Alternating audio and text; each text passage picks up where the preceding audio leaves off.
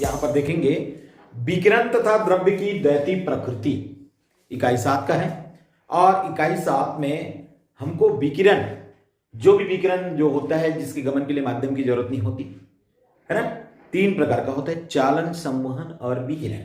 तो यहां पर विकिरण की द्वैती तथा द्रव्य की द्वैती प्रकृति, radiation and dual nature of matter, इनका अध्ययन करेंगे। ये बहुत ही सिंपल सा है। यहां पर डुअल नेचर ऑफ विकिरण की द्वैती प्रकृति में आपको कुछ समथिंग सा पढ़ना है, जिसमें अल्बर्ट आइंस्टीन की जो व्याख्या है, लेनार्ड का प्रयोग है। और उसके बाद कण की द्वैती प्रकृति। कण की द्वैती प्रकृति में हम देखते हैं कि हमारा प्रकाश जो है डुअल नेचर करता है, एक तरंग की भांति और एक कण की भांति। उनके बारे में हमको जर्मन डेविसन प्रयोग है, डी ब्रोगली का प्रयोग है, इनके बारे में पढ़ना है। तो सामान्य सी बात है कि सामान्यतः वायु में, है ना, वायु जो रूम टेम्परेचर जो होता है उसमें जो वायु होता है विद्युत का कुछ चालक होता है।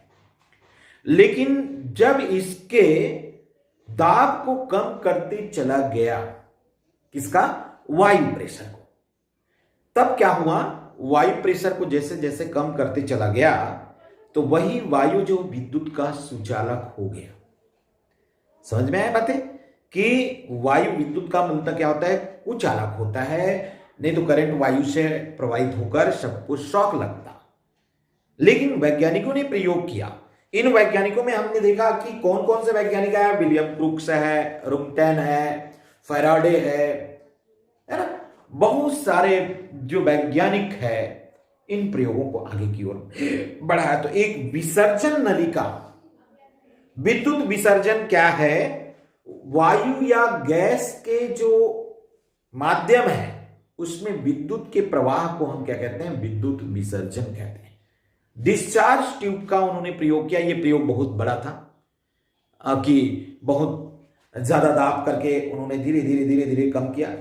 तो हम कुछ इसकी बात कर लें कि विद्युत विसर्जन नलिका 30 सेंटीमीटर, यहां पर 30 सेंटीमीटर की नली लेकर 30 व्यास रख दिया और इस पर एक एनोड ले लिया और यहां पर एक कैथोड लगा दिया, कैथोड। और इन दोनों के बीच में जब हाई टेंशन की वोल्टेज एडॉप्ट किया और यहां पर एक चूसक लगा दिया। चूसक क्यों कि चूसक इसके वायु दाब को नियंत्रित करेगा, इसके क्या करेगा, वायु दाब को नियंत्रित करेगा। धीरे धीरे प्रयोग को मैंने बहुत शॉर्ट कर दिया क्योंकि बारे में अब उतने पढ़ने के लिए समय नहीं है आपके पास। इस कारण से जब इसके दाब को 10⁻⁻² mm का रखा, तब इन वैज्ञानिकों ने क्या देखता है कि कैथोड से एक प्रकार की किरणें निकल रही है। ये कैथोड है, इस कैथोड से एक प्रकार से किरणें निकलती है और किधर की ओर ये सब जा रही है, एनोड की ओर जा रही है, एनोड की ओर जा रही है। तो जस्ट मैं अंतिम प्रयोग को लिया हूं। इसमें मैंने गेसलर ट्यूब को भी नहीं लिया, इसमें मैंने ट्यूबलाइट जो ज्योति केतु को भी नहीं लिया, क्योंकि सभी का जो प्रयोग है वो अलग अलग दाबों पर आता है। तो हम सीधा कहां पर चल रहे हैं कि इलेक्ट्रॉन कैसे निकला। तो धीरे धीरे दाब को कितने कर लिए, 10⁻⁻² mm का। तो क्या हुआ, प्रयोग में देखा फैराडे ने, कुक्स ने, है ना, यहां पर प्रयोग में क्या दिखता है कि कैथोड से एक प्रकार की किरणें निकल रही है। अब इस किरणों का नामकरण बाद में क्रूक्स ने क्या किया, कैथोड किरणें उनको कहा। और ये कैथोड किरणें की खोज जब यहां पर हो गई तो उसके बाद जे थॉम्सन ने E/m को निकाल लिया और इस तरह से जे थॉम्सन को इलेक्ट्रॉन की खोज के लिए नोबेल पुरस्कार से भी दिया, नवाजा गया यहां पर। इसी प्रकार मिलिकान ने द्रव्यमान भी निकाला। तो आगे का प्रयोग जो है इस तरह से आगे बढ़ते चला गया। तो हम सबसे पहले तो विसर्जन नलिका, ये क्वार्ट्ज का एक नली होती है जो 30 सेंटीमीटर लंबी है और 30 मिलीमीटर की इसकी क्या है, उनकी मोटाई होती है। तो इस नली में कैथोड और एनोड के बीच में हाई टेंशन यानी बहुत हाई वोल्टेज आप लगा देते हो तो यहां पर कैथोड से एक प्रकार की किरण निकलने लग जाती है, जिसे हम कैथोड किरणें क्या, बाद में जाकर वो क्या बन गया, इलेक्ट्रॉन बन गया। क्या बन गया, इलेक्ट्रॉन, क्योंकि इसकी प्रकृति का जब खोज किया गया तो इलेक्ट्रॉन के रूप में ये हमारे पास आया। तो यहां पर हम देखना ये चाहते हैं कि इस कैथोड किरणें जो है कि कैथोड किरणें है क्या एक तीव्रगामी इलेक्ट्रॉनों की धारा होती है, ये इलेक्ट्रॉन ही होते हैं, बाद में इसको पता लगाया गया। आगे और देखते हैं तो यहां पर क्या होता है, इस तरह से जे थॉमसन जो है कि प्रत्येक कणों में जो है कैथोड से जो भी निकलेगा वो इलेक्ट्रॉन का इमिशन होगा, इलेक्ट्रॉन निकलेगा, इनके बारे में उन्होंने बताया। मैं इनके ज्यादा और जिक्र नहीं कर रहा हूं क्योंकि आवेश का मान और द्रव्यमान का मान ये सब इलेक्ट्रॉन के बारे में आता है। आवेश आप सब जानते हो, इलेक्ट्रॉन का आवेश क्या हो जाता है, E = 1.6 × 10⁻⁻19 कूलम। तो इलेक्ट्रॉन होने के कारण -1.6 × 10⁻⁻19 कूलम। तो यहां पर हम देखते हैं, इसको मैं आगे बढ़ा दूं जो परीक्षा उपयोगी हो, तो यहां पर मैं देखता हूं इलेक्ट्रॉन वोल्ट, ऊर्जा, इसकी ऊर्जा का सबसे न्यूनतम इकाई जो होता है जिसे हम क्या कहते हैं, इलेक्ट्रॉन वोल्ट कहते हैं। हम इलेक्ट्रॉन वोल्ट और कार्यफलन में हम संबंध दिखाना चाहते हैं। इलेक्ट्रॉन वोल्ट क्या है, यह ऊर्जा का छोटा मात्रक है। किसी इलेक्ट्रॉन को 1 वोल्ट विभवांतर से त्वरित किया जाए तो उसके द्वारा प्राप्त ऊर्जा को हम क्या कहते हैं, 1 इलेक्ट्रॉन वोल्ट कहते हैं, और इसे EV के द्वारा दर्शाते हैं। E for electron, V for volt. तो 1 इलेक्ट्रॉन वोल्ट कहलाता है, और इसकी जो मान होगा, हम कहते हैं कि इसकी ऊर्जा EV के बराबर हो जाता है। काइनेटिक एनर्जी की बात करें तो K जो है, K = EV, E का मान जो होता है यहां पर 1.6 × 10⁻⁻19 कूलम, और प्रश्नानुसार हम V की जो वैल्यू हो रहा है वो कितना, 1 वोल्ट ले रहे हैं, 1 वोल्ट। तो इस तरह से K = आ जाएगा 1.6 × 10⁻⁻19 गुना 1। तो K = 1.6 × 10⁻⁻19 जूल। तो यहां पर 1 इलेक्ट्रॉन वोल्ट इक्वल टू कितना होता है, 1.6 × 10⁻⁻19 जूल के ही बराबर होता है। तो इस तरह से हम देखते हैं कि सबसे छोटा मात्रक इलेक्ट्रॉन वोल्ट है, किसका, इस ऊर्जा का। इसी तरह से हमारे पास कुछ प्रश्न आ जाता है, एक इलेक्ट्रॉन को 100 वोल्ट की विभवांतर द्वारा त्वरित किया जाता है, उसके द्वारा प्राप्त ऊर्जा को जूल और इलेक्ट्रॉन वोल्ट में प्रदर्शित कीजिए, क्या है। अब हमारे पास दूसरा जो प्रश्न है कि हमको सिंपल सा प्रश्न बोर्ड में पूछ देता है कि एक इलेक्ट्रॉन को 100 वोल्ट से त्वरित किया जाता है, मैं शॉर्ट कर रहा हूं, त्वरित किया जाता है, तो ऊर्जा इलेक्ट्रॉन वोल्ट में और जूल में ज्ञात कीजिए,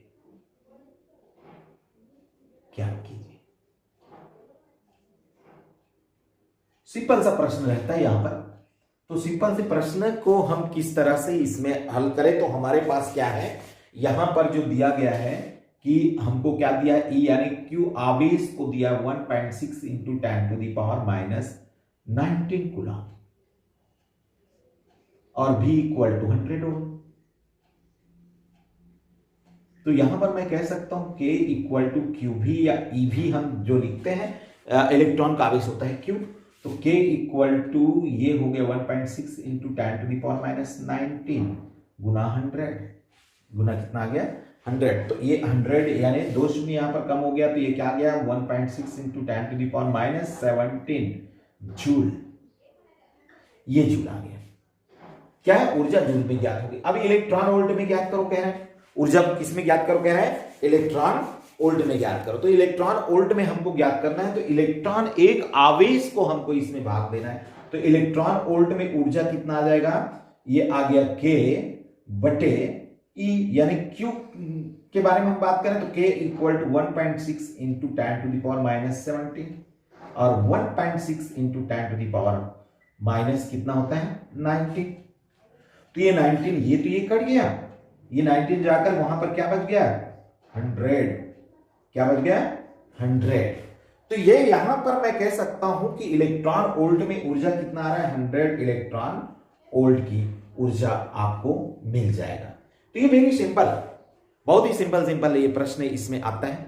अब हम आगे जो है बढ़ना ये चाहते हैं कि इलेक्ट्रॉन वोल्ट को आगे जो परीक्षा के लायक समझना है तो आपको बिल्कुल माइंड खोलकर रखना पड़ेगा और यहां पर समझना है। इसके बाद हम देखते हैं आपको कार्यफलन। इनमें दो मुख्य बातें होंगी, इन दोनों बातों को ही समझना है, बाकी ये चैप्टर कंप्लीट हो जाता है। कार्यफलन क्या होता है आप सभी को मालूम है कि किसी भी धातु है उसके केंद्र में क्या होता है, प्रोटॉन और न्यूट्रॉन, उसके बाहरी कक्ष में कौन चक्कर लगाता है, इलेक्ट्रॉन। तो जो इलेक्ट्रॉन उसके नाभिक के नजदीक होते हैं बद्ध इलेक्ट्रॉन होते हैं, और जो इलेक्ट्रॉन नाभिक के सबसे लास्ट ऑर्बिट में होते हैं वो क्या कहलाते हैं, मुक्त इलेक्ट्रॉन। तो बच्चों आपको ध्यान देना है कि जो मुक्त इलेक्ट्रॉन है जिसको हम वैलेंस इलेक्ट्रॉन भी कहते हैं, यह इलेक्ट्रॉन उनके लिए धनायन होगा या ऋणायन होगा उसके लिए भी जिम्मेदार है, क्योंकि मैं फ्रैक्शन इलेक्ट्रिसिटी में आपको पढ़ाती हूं। तो वही इलेक्ट्रॉन मुक्त इलेक्ट्रॉन क्या होता है, अपने बाहरी कक्ष में रहते हैं, लूजली बॉन्डेड होते हैं, लेकिन कभी भी अपने कक्ष को छोड़कर बाहर नहीं जाते। तो कक्ष को छोड़ने के लिए क्या जरूरत पड़ेगा, कक्ष को क्यों नहीं छोड़ते, तो वो कक्ष को इसी कारण नहीं छोड़ते, लूजली बॉन्ड होने के कारण भी कि उनमें एक जो मुक्त इलेक्ट्रॉन जहां तक घूम सकता है वहां तक एक प्राचीर बैरियर का निर्माण हो जाता है, जिसको हम कहते हैं पोटेंशियल बैरियर, प्राचीर विभव। और उन प्राचीर विभव एक अदृश्य सीमा रेखा हो जाता है उनके भी, उनसे ज्यादा वो नहीं जा सकता। तो उनसे ज्यादा उसको ले जाना है इलेक्ट्रॉन को, बाहरी कक्ष के इलेक्ट्रॉन को, तो आपको ऊर्जा की जरूरत पड़ेगी, क्योंकि प्राचीर विभव को जब पार करना है तो उनको उतनी ऊर्जा आपको देनी पड़ेगी, तभी वो इलेक्ट्रॉन अपने कक्ष को छोड़ सकता है। तो इसी के लिए हम क्या कहें, कार्यफलन वर्क फंक्शन प्रत्येक धातु के लिए अलग अलग होता है। जैसे सीजियम का सबसे कम वर्क फलन होता है, सीजियम का वर्क फलन की बात हम कर दें तो उसका वर्क फलन कितना आ जाएगा, सीजियम का 2.14 इलेक्ट्रॉन वोल्ट के बराबर इसका वर्क फलन होता है। सोडियम का आप देखेंगे तो 2.75 का हो जाता है। तो इस तरह से क्षारीय धातु का वर्ग फलन सबसे कम होता है। तो इन क्षारीय धातुओं में आपको उस बैरियर को पार करने के लिए क्या चाहिए, ऊर्जा चाहिए। तो उसी को हम परिभाषा में लिख दिए हैं, किसी धातु की सतह से इलेक्ट्रॉन उत्सर्जन के लिए आवश्यक न्यूनतम ऊर्जा उस धातु को क्या कहते हैं, वर्क फंक्शन यानी कार्यफलन कहते हैं। और इसे हम फाई कभी जीरो के द्वारा, फाई के द्वारा, इस कारण से हमने कहा फाई के द्वारा इसे व्यक्त कर, फाई जीरो लिख देते हैं, है ना।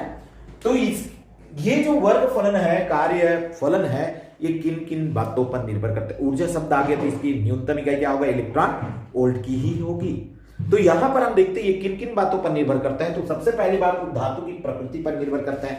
मैंने अभी अभी कहा जैसे क्षारीय धातु का कार्यफलन बहुत कम होता है, तो उनकी प्रकृति पर निर्भर करता है। दूसरा, उनकी अशुद्धि, उस क्षारीय धातु में आपने कितनी अशुद्धियां मिला दी या धातु में कितनी अशुद्धियां मिला दी, उन पर भी निर्भर करता है कि इलेक्ट्रॉन कितना उससे इमिशन होगा, उत्सर्जन कितना होगा। और सतह की स्थिति पर, सतह की स्थिति खुरदुरे है कि वो सतह बिल्कुल स्मूथ है, उन पर भी ये निर्भर करता है। तो यहां पर मैं देखना ये चाहता हूं कि अब हम देखना, हमारे पास प्रयोग आ गया कि कुछ क्षारीय धातु की जो कार्यफलन बहुत ही क्या है, कम है। तो न्यूनतम ऊर्जा कम रहेगा तो उससे इलेक्ट्रॉन का उत्सर्जन ज्यादा होगा।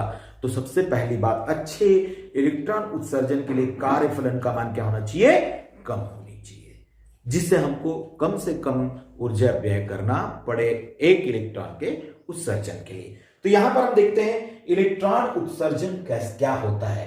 हमने देखा इलेक्ट्रॉन उत्सर्जन, इलेक्ट्रॉन इमिशन क्या होता है। तो धातु से इलेक्ट्रॉनों को उत्सर्जित, धातु की सतह से इलेक्ट्रॉनों को उत्सर्जन करने के लिए जो ऊर्जा हम देते हैं उनको हम क्या कहें, कार्यफलन कहते हैं। और इस परिघटना से, जैसे हम किसी धातु पर कोई ऊर्जा हम आपतित करा रहे हैं और उससे इलेक्ट्रॉन का उत्सर्जन हो जाए तो इसे हम क्या कहते हैं, इलेक्ट्रॉन उत्सर्जन कहते हैं, है ना। क्या हुआ, किसी धातु पर हम कोई ऊर्जा आपतित कराते हैं और उसे इलेक्ट्रॉन का उत्सर्जन होने लग जाता है, उसे हम क्या कहते हैं, इलेक्ट्रॉन उत्सर्जन के नाम से ये जाना जाता है। इनको आपको जानना है। ये 4 प्रकार का इलेक्ट्रॉन का उत्सर्जन होता है। पहला है अपायनिक उत्सर्जन। जब किसी धातु पर आप ताप डालते हो और धातु की सतह से क्या हो जाए, इलेक्ट्रॉन का उत्सर्जन होने लगे तो इसे हम क्या कहेंगे, तापायनिक उत्सर्जन हम कहेंगे। जैसे हमारे पास पहला तापायनिक उत्सर्जन है, कैसा होता है तापायनिक उत्सर्जन। ये एक धातु है और इस धातु के नीचे मैं मोमबत्ती यहां पर रख दूं, ये मोमबत्ती मैं लगा दूं। अब इस क्षारीय धातु के ऊपर से इलेक्ट्रॉन क्या हो जाएगा, उत्सर्जन होने लगे। ये इलेक्ट्रॉन उत्सर्जन होने लगे तो ये क्या कहलाएगा, तापायनिक उत्सर्जन कहलाएगा। ये इलेक्ट्रॉन का उत्सर्जन होने लग गया। तो तापायनिक, ताप के कारण इलेक्ट्रॉन का उत्सर्जन हम क्या कहेंगे, तापायनिक उत्सर्जन के नाम से ये जाना जाता है।